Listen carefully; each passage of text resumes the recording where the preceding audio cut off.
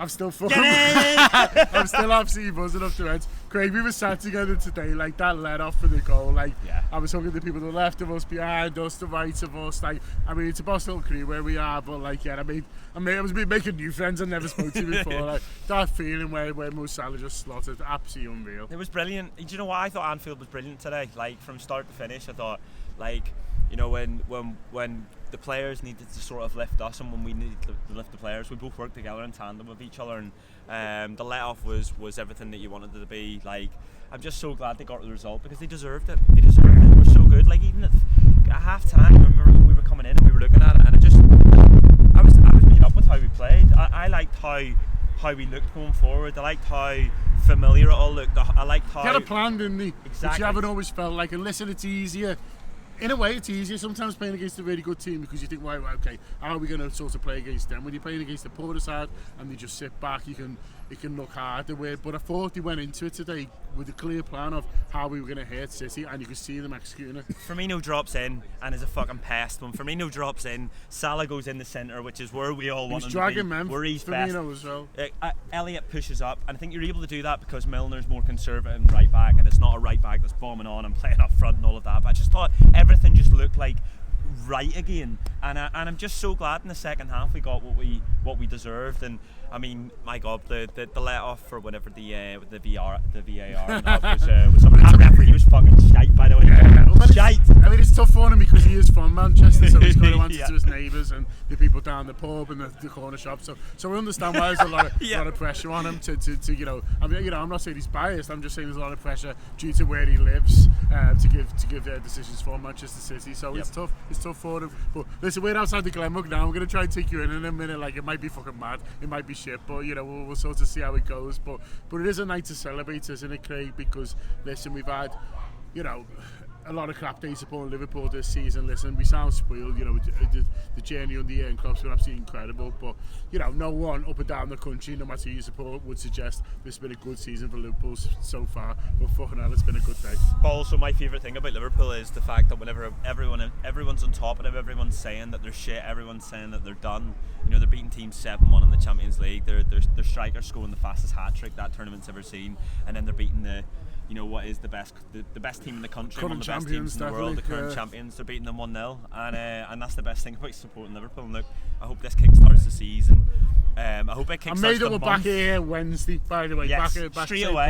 And it's everyone stay. If you've come for the weekend, just stay. You know what I mean? Everyone sits in the same seats, wear the same jackets. Yeah, momentum, find the momentum and just keep that going, because you know it's massive game after massive game now, and you know, look, we might be too far off the title race, but there's still loads to happen in this season. There's still loads to enjoy in this season. Like tonight, you know, tonight was, you know, as much fun as I've had at Anfield over the past year. It really has been, and it just felt like everyone was up for it. Everyone was up for the fight, and I'll also mention Andy Robertson, by the way. I'm so happy to have Andy Robertson there back, because I think, like, in terms of the way he drives team forward, in terms of like what he's able to do, like going forward, and but not just that, like grit that he has, that he like the amount of times he lifted me off his seat because he was in a tackle, or he just like he was turning around to them going like, he's just like a different animal, he's a different breed, and everything felt right about Liverpool today. Everything felt more normal. Everything felt like this is Liverpool that we've been watching and enjoying over the past 4 or 5 years.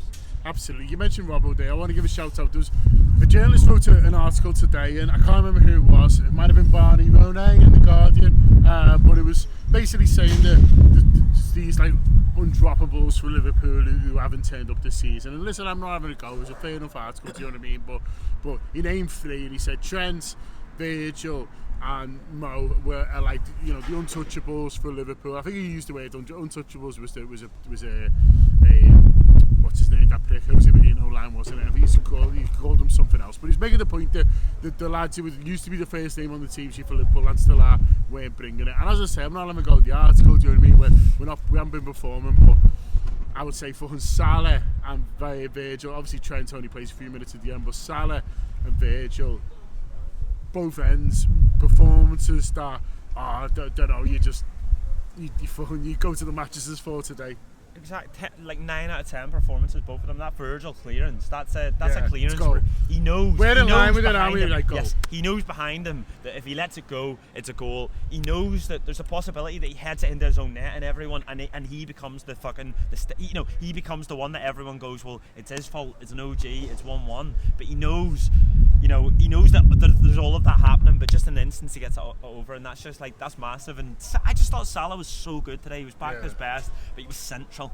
All the things that, like, it's hardly groundbreaking to think that, like, you put your difference maker, you put the fella that makes the difference week in, week out, and has done for 4 or 5 years, near the goal, in the places where he's going to make the difference, and he did today. And Trent, like, he obviously has five or 10 minutes, but like, I just felt like the footballers that we've all sort of come to rely on and come to trust over the past 4 or 5 years, and who over the past 3 months have maybe just, it's been disjointed and hasn't been right, and we've been looking at it and wondering, well, what's wrong? Is it systemic? Are these players done? Is it, do we need to be moving players on? Do we need to be looking at how Liverpool develop and progress? And is this transition and all of that? Well, we just watched them today beat the team that's the best in the league, and suddenly you were like, actually, no, this team isn't done. The boys that are my boys, the ones that, like, I'll say forever for the rest of my life, like, this is my team. I'll look back on this team and go, yeah, these are the boys that give me everything. They're not done yet. Okay, listen, we're not done yet either. This is the Glenbuck, we're going to take you in now. This is where we do the post-match audio show. It hasn't been planned, by the way. No, they really look after us. Yeah, no one knows. They really look after us. So shout out to the Glenbuck, but also making sure you download the app and subscribe to listen to a brilliant post-match audio show. There was Damien Kabara, who was amazing. There was Neil Docker, who was excellent, and there's Lizzie Doyle, who was always top-notch. So make sure you listen to that. Coming the word disappeared now, but I might drag that. So down the road, at the equally wonderful Phoenix, Neil Atkinson has hosted post-match pints. Apparently he was lively. He walked into there, necked about 10 people and then got off. So male or female, he wasn't asked. Children, kids, dogs. He was. The dogs got it worse. They had a smooch. So make sure you watch the post-match pints as well. But we'll carry on this for a little bit longer. Listen, this might not work. This might be shit, but it's a little bit extra. So don't fucking moan all night. I know what you're like. But we're going to go in and try and grab some people. In the wonderful Glenbuck. You've got our fucking thing out there. Mick Laffy, what a fella. Honestly, we'll go in. Come on, Finn. Here's our Melbourne. I'm from the eye of Melbourne. I've got Melbourne. Johnny, we're doing content. Hello, mister. Fucking hell, mate. Thanks for giving me a bit of warning. I didn't know I was doing it until I was doing it. Oh, you know what? I had quite low expectations for the game, if I'm dead honest. I came kind of accepting a draw would be great. I fucking probably thought we'd get beat, to be fair. And I thought today Van Dijk put a marker down and to all of his critics and went, have that dickhead. And I think Liverpool today have put a marker down to all of their traditional rivals to say, we're not fucking off yet. This is a bit early. Mark Twain is it who said, rumours of my death are greatly exaggerated. Absolutely, I think Liverpool have put a marker down. Midweek, unrequired on a sleeper level, reminded all of our players that, like, even though Rangers are fucking shite, it reminded our players what playing together looks like and how playing well together looks like. And I think today we've knocked it up a level. We're going to take it into Wednesday now. Beat them fucking East End Bellends and let's fucking take this season by the scruff of the neck. I'm really excited now. I was tuned out to this season. Today I'm back in. They dragged me back in. Like Godfather 3. I thought I was out.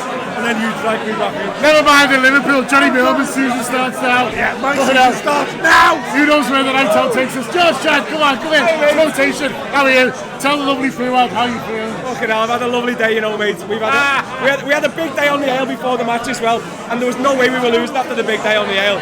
We just, from fucking 1 o'clock when we were out, we were just like, we're going to win today. Everyone felt it. We got in the ground.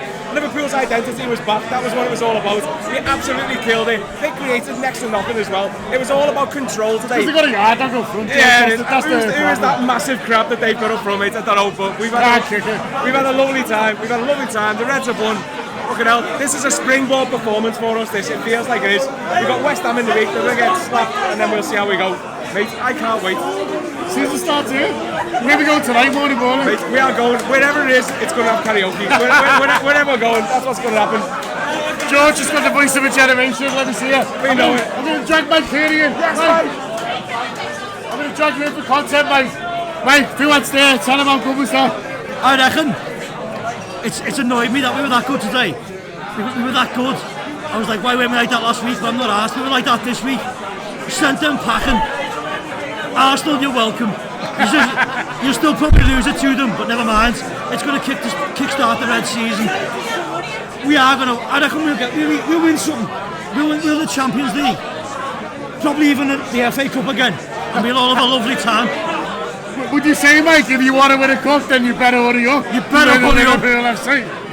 Liverpool FC are going to get there before you, even if you hurry up. Listen, the Reds are fucking mustard. The Reds are fucking mustard. Listen, who else can we drag in? Get off, Grace. God, hi! Grace, how was that for you? Absolutely brilliant, to be honest. I had a roast dinner pre-match, I was just living my best life. I had a glass of wine and a roast dinner and it just set me up for the win. Would you say after that roast, had a glass of wine, like, no other result was possibly going to happen? It was like, well, obviously we're going to win now. But I was optimistic from the get-go. Like, I said, you know what, if someone offered me a draw, I wouldn't take it. Because something about me was Harry was like, wearing a shirt, else wasn't she was so nervous. And I was like, come on, calm down, it's absolutely fine. And at 70 minutes, she went to me, go on, would you take a draw? And I was like, no, we've got it. Absolutely I watched with Harry, she gets David, and she's like, so I watched a game with her once, she was like, sorry John, I don't really talk. When the subs happened, Neil was in front of us and he was just like, me and Harry were like, is he going to move? Like, what's wrong with him? Right, well, did Klopp go off? No, he did, but he had to absorb what was happening before it happened. I think he probably had a better as well. Probably. But it just feels great to have this last stage, you know what I mean? It's I know, kind of like a stop-start season and now we're like, here we fucking go. You know what, I actually think like turning point wise, like if someone's going to turn our season around, it will be a win against City because that's massive. Like I didn't go into the game thinking we've got this one, but throughout it I was like, you know what, we can do it. And James Milner, wow. I tweeted after the game, James Milner, what a man, full stop, that was it. That's the tweet. It was outstanding. Really, our Foden absolutely matched. Like, what more can you ask? Shite him. So go with the walk we went. So this is the wonderful Glenbuck.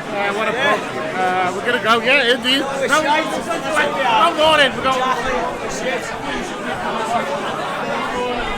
What we found it was good. Fucking great, superb. Every single one of them, fantastic.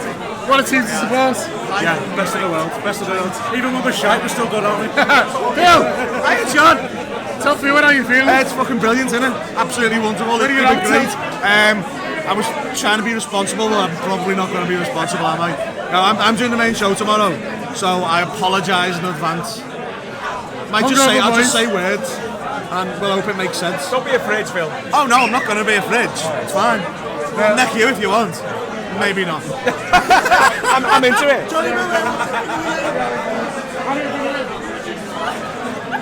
Harry, you know what 9 o'clock meeting, so you think about moving it? You know what? Full time I thought, fuck, I've got a 9 o'clock meeting with John, and then I thought, John won't give a shit. I'm gonna go. You realise you met John? I realised my manager is John, and I thought, who cares? Oh, I'm so laid up, honestly. I was going into that game with no expectations, especially when the team came out. I was like, oh, just gonna enjoy it, have a nice day, and then just got the 3 points.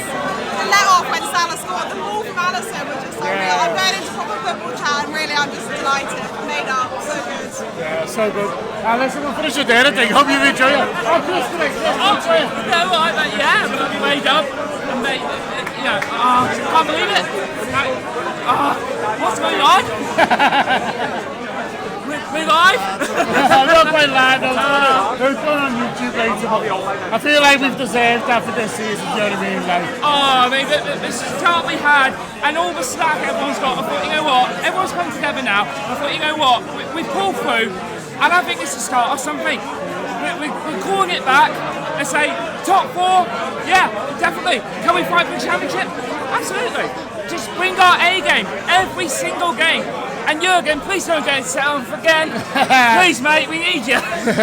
listen, A game from here. We're going to call it there. This is how much fun it is in the Glenbuck after every big win. To be honest, we have a good time here when we don't as well. But hopefully we've took you there, wherever you're watching the world, like we took you right to a pub at L4. Hopefully you enjoyed it. Up the Reds.